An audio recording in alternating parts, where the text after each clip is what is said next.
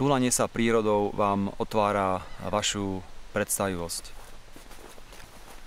Hoci sme prihraničiaci región, teda máme to do Poľska veľmi blízko, boli časy, kedy nebolo možné jednoducho prejsť alebo dostať sa do Poľska a v podstate prekročenie hranice, aj keď tá možnosť bola sprevádzaná vždy určitým strachom, určitou obavou.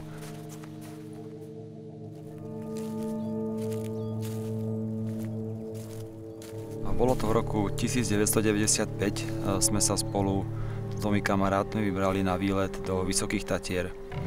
Nevedeli sme presne, kam chceme ísť, ani teda, kde chceme skončiť, ale bolo tak náhodne sme sa rozhodli ísť cestou, ktorá nebola v mape. A tak sme zišli na poľskú stranu.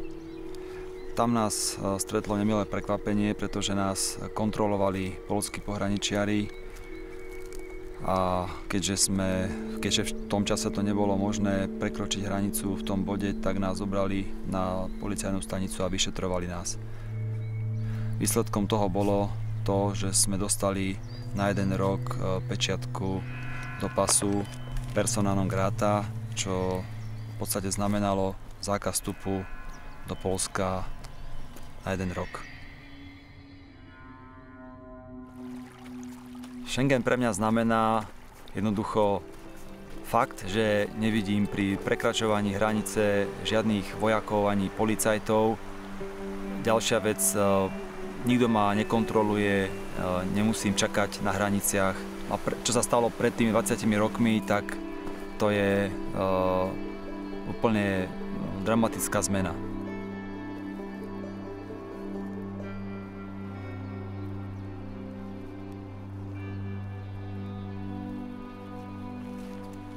Hraničné kamene ostali ako pozostatky doby, kedy prekročiť pomyslenú hranicu bolo nebezpečné.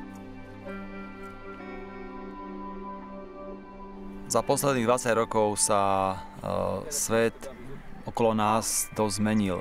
Keď sa pozriem na moje deti, tak vidím, že oni nebudú mať tie obmedzenia, ktoré som mal ja, a pravdepodobne ani nebudú postihnutí tým, čím som bol postihnutý ja. To je, že hranica, prekročenie hranice je niečo zvláštne, pretože prekročenie hranice a cestovanie je v súčasnosti úplne normálna vec.